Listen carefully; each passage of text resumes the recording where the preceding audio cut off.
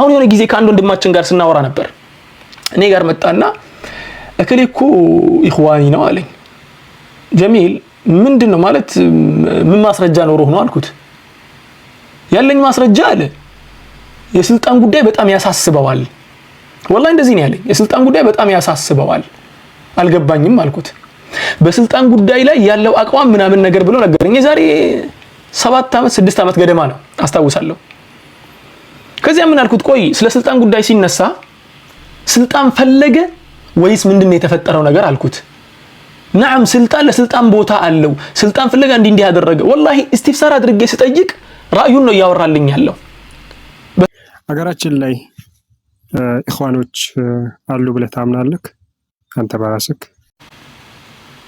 ያላየሁትን ነገር ሙሉ በሙሉ ጀዝም አድርጌ አሉ ብዬ መወሰን አይከብድም ይከብዳል ወላኪን አንድ ነገር ልበላችሁ የነሱን አካሄድ የሚያራምዱ ሰዎችን አይቻለሁ ነዓም አይቻለሁ የነሱ ተንዚም ግን የኢኽዋንን ተንዚም ሆኖ ወይ ደግሞ ተቋቁሞ አላየሁትም ያየ ሰው ካለ ማስረጃ ያምጣልን ችግር የለብኝም የነሱን ሐሳብ የሚያራምድ ግን በጣም ብዙ ናቸው አንድና ሁለት አይደሉም በጣም ብዙ ወንድሞች አሉ ያን ሐሳብ የሚያራምዱ ወላኪን በግልጽ በተንዚም መልኩ ተጨባጭ በሆነ መልኩ አለ የሚባል ከሆነ ማስረጃ ይቅርብልን ችግር የለውም በማስረጃ ነው የምናምነው ማስረጃ ከሌለበት ግን ማስረጃ የሌለበትን ነገር ሙሉ በሙሉ አሉ በተንዚም ደረጃ ብዬ ማመን ይከብደኛል በተግባር ደረጃ ግን በጣም ብዙ ወንድሞች ተግባራቸው ነገረ ስራቸው ወደዚያ ነገር እንደሆነ በደንብ ስራቸው የሚያሳብቅባቸው በጣም ብዙ ናቸው ይሄንን በእርግጠኝነት አምናለሁ ከዚያ ውጭ ግን በተንዚም ደረጃ ነው እያልኩ ያለሁት በተንዚም ደረጃ ግን ይሄ እንደዚህ ነው የሚል በማስረጃ መልኩ መቅረብ የሚችል ነገር ካለ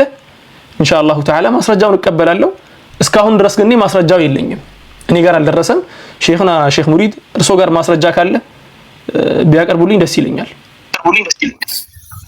ባረከላሁ ፊክ ሼኽ ሙዓዝ ማለት ኢኽዋን ሙስሊሚን ምሳሌ ያው ከመርሆቻቸው እንደሚታወቀው በተስማማንበት እንስማማለን ባልተስማማንባቸው ነገሮች ደግሞ ዑذር ተሰጣተን እንሄዳለን የሚል ነውና ይሄ ደግሞ ብዙ ዛሬ ላይ ከአንደበታቸው የምናዳመጣቸው ከኛው ሀገር የሆኑ ሰዎች አሉ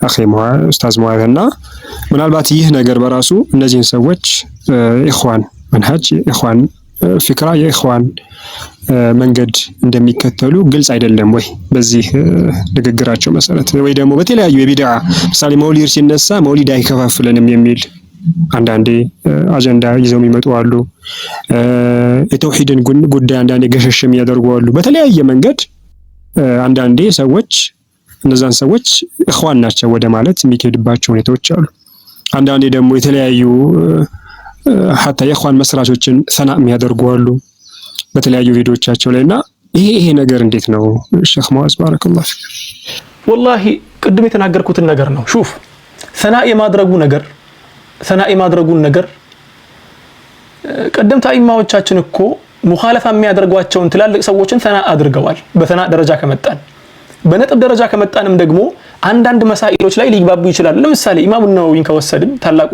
ኢማም ነወዊ ሰለፊይ ናቸው ወይ ደግሞ ሱንይ ናቸው نعم ሱንይ ናቸው እሳቸው ولكن خطأ የለባቸው ማለት لا مسائل عقديه كبار ከሚባሉት መሳኢሎች መካከል خطأ ነበረባቸው ያንን خطأ ግን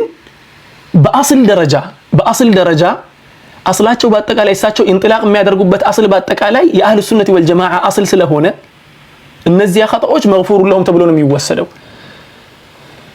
በአስል ደረጃ የኢኽዋን المسلمين ኡሱሎችን የሚከተሉና ያን ነገር የሚያራምዱ ሰዎች በእርግጠኝነት ኢኽዋኒ ነው የሚሆኑት በእርግጠኝነት ወላኪን የሆነን ኢኽዋኖች የሚናገሩትን ንግግር አንድ ግለሰብ ስለተናገረ ብቻ ወይ ደግሞ ንግግሩ ከነሱ ጋር ስለተግባባ ብቻ ሌላ ማስረጃ ሳይቆምበት ያንን ብቻ ይዤ እወስንበታለሁ ካልኩኝ ላ ይሄ ለኔ ትልቅ ስህተት ነው ብዬ ነው የማስበው ምክንያቱም አንድ ንግግርን የሆነ ያማረው ንግግር ከሆነስ ያ ነገር አንድ خطأው ከሆነስ በአስል ደረጃ ግን ኡሱሎች ውስጥ የሚገባ ከሆነ ብያለሁ ኡሱሎች ውስጥ የሚገባ ከሆነ نعم ኢኽዋኒ ይባላል ከዚያ ውጭ ግን አሁን የሆነ ጊዜ ከአንድ ወንድማችን ጋር ስናወራ ነበር እኔ ጋር መጣና እከሌኩ ኢኽዋኒ ነው አለኝ ጀሚል ምንድነው ማለት ምን ማስረጃ ኖሮህ ነው አልኩት ያለኝ ማስረጃ አለ የስልጣን ጉዳይ በጣም ያሳስበዋል ወላሂ እንደዚህ ነው ያለኝ። የስልጣን ጉዳይ በጣም ያሳስበዋል።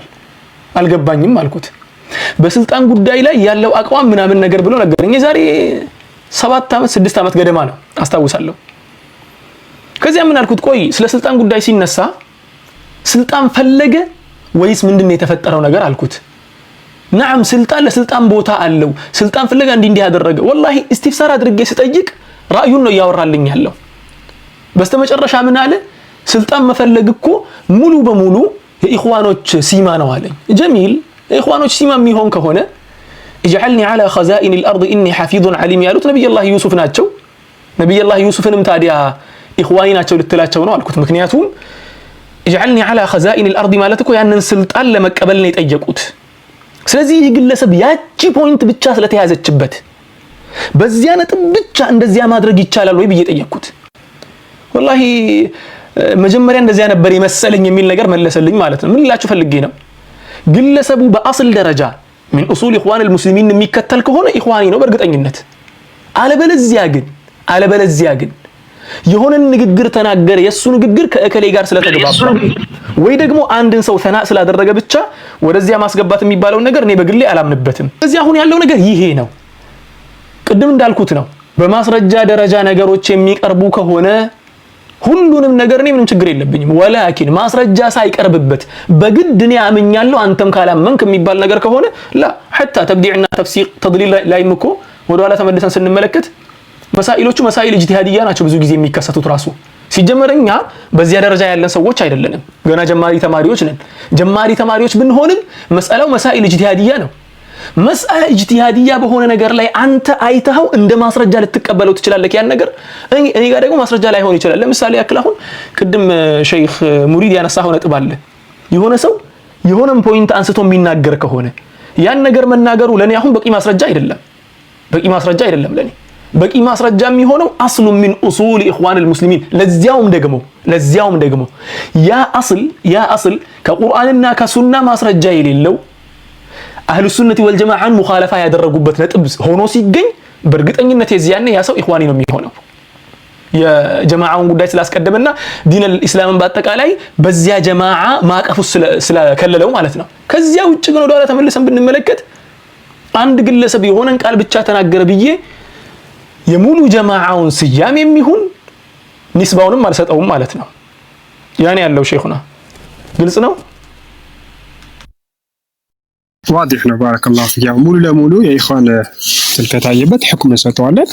ነገር ግን አንዳንድ ነገሮችን ብቻ በማየት ዝም ብለን ሁክም አንሰጥም ነው። ባረከላሁ ፊክ። እንትና ኢንሻአላህ በሚባለው ምንድነው الحكم على الشيء فرع عن تصوره አይደል? እንደዛ አይደል የሚባለው? እንደዛ መሰለኝ ቃዒዳው ማለት ነው። የሆነ ነገር ሁክም ለመስጠት ሙሉ በሙሉ ማካለል አለብክ። ቁርአንያዎች እኮ አሁን የተቸገሩት ለዚህ አይደል እንዴ ኡስታዝ?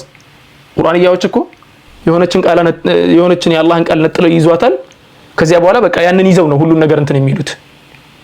ሁሉን ነገር ሙሉ በሙሉ ቁርአንን እስካላካለልክ ሐዲትን እስካላካለልክ ድረስ የቁርአንን ኮንሰፕት አጠቃላይ መረዳት ይከብዳል። ልክ እንደዚያው ሁላ ስለሆነ ሰውም ደግሞ ለመናገርና ደምድሜ ለመጨረስ ስለዚህ ግለሰብ እኔ በነገራችን ላይ ተሰሩ አልወድም፣ በተፈጥሮ መቸኮል አልወድም። ምክንያቱም አንድን ግለሰብ ሙብተዲዕ ነው ብዬ ያ ግለሰብ ሙብተዲዕ ሳይሆን ሲቀር አላህ ፊት እንደምትጠየቅበት አውቃለሁ።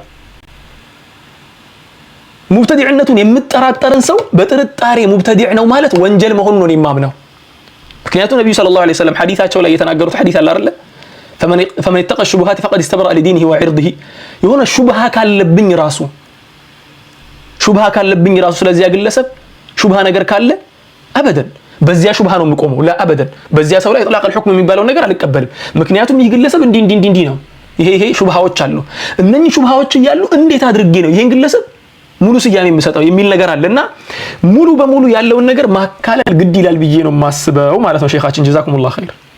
ይሄ በጣም ቆንጆ ሐሳብ ነው። በቃ አንድን ሰው ተነስቶ ብድግ ብሎ ወይ የሆነ ሰው ስላለ ተቅሊል ለአዕማ ሳይሆን ወይ የሆነ ነገር ስላለ ሳይሆን ሙሉ ያለውን ነገር በመረጃ አይቼ መዝኜ ያ ሰውዬ ኢኽዋን የሚያስብለው ከሆነ ምንም አልልበት ምክንያት የለኝም ነው። ነገር ግን ማረጋገጥ ተበዩ ማድረግ ያዛን ሰው ይሄ በዝም ብሎ በተዓሱብ ዝም ብሎ በጭፍን የሆነ ሰው ስላለ መንጋ መሆን ሳይሆን ያን ሰው መጀመሪያ እንዴት ነው ያለው ነገር ምንድነው ሐሳቡ የሚለውን ጨምቆ ከመያዝ አንፃር ነው። በጣም ኢንሻአላህ ባረከላሁ